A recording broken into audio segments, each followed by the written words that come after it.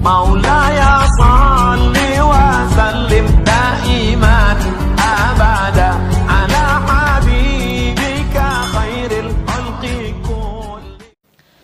Jadi mudah-mudahan Allah jaga hati kita, baik ketika kita diuji, bahkan ketika kita diberi nikmat, supaya dalam dua keadaan ini kita tetap menjadi mukmin yang ajaban, yang ideal, yang baik, yang insya Allah Allah suka sama kita.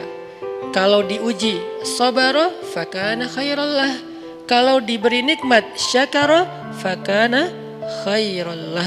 Kalau dia diuji dia bersabar dan itu kebaikan untuk dia. Ternyata diuji ujung-ujungnya baik. Lewat apa ujian menjadi kebaikan? Lewat sabar. Bukankah Allah bilang wabasyiris sabirin? Sampaikan berita gembira kepada orang yang sabar. Ada banyak kebaikan yang Allah sediakan untuk orang yang sabar kalau dia sabar. Dan kalau diberi nikmat syakara. Kalau diberi nikmat dia bersyukur. Fakana khairallah. Kenapa nikmat kok menjadi kebaikan? Maksudnya dengan dia bersyukur Allah tambahkan kebaikan itu. La in syakartum la azidannakum. Jadi orang beriman itu kayaknya hidupnya tuh harusnya sih nggak ada bete-nya. Hidupnya tuh nggak ada istilah, aduh hari ini gue kayak rugi banget nih. Nggak ada orang yang beriman rugi. Kan hidup kita tuh di antara dua itu kan. Cuman varian ujian itu aja macam-macam. Varian ujian itu misalnya kalau di surat Al-Baqarah Allah menyebutkan 3 varian ujian kan. Ba'sa, dharra, zulzilu. Ujian fisik, ujian harta. Harta ini termasuk karir, kerjaan, usaha, bisnis. Dan ujian zulzilu, ujian perasaan termasuk diputusin. Atau orang yang dekat sama kita jadian sama yang lain. Atau mungkin di unfollow oleh ya gitu deh. Saya kalau udah ngebahas bab ini agak gimana gitu.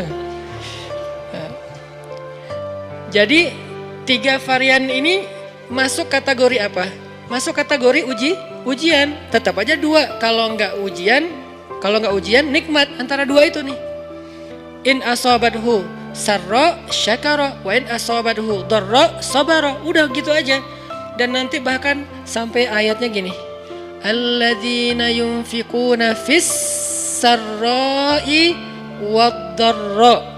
Orang yang tetap beramal soleh lewat hartanya dalam keadaan dia berkelebihan atau dalam keadaan dia kekurangan. Itu mukmin, keren banget gitu.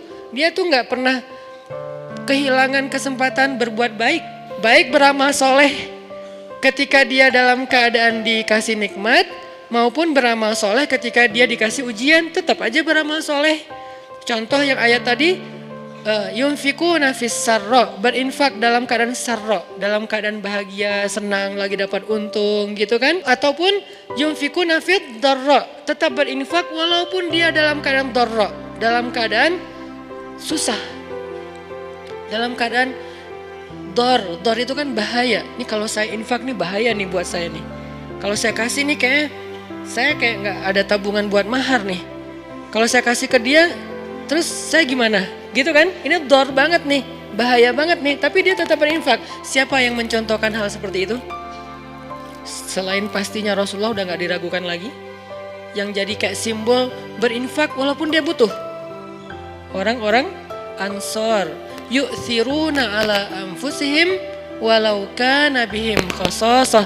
Mereka mendahulukan orang muhajirin atas dirinya sendiri. Walaupun sebetulnya dia juga butuh kepada kebaikan itu.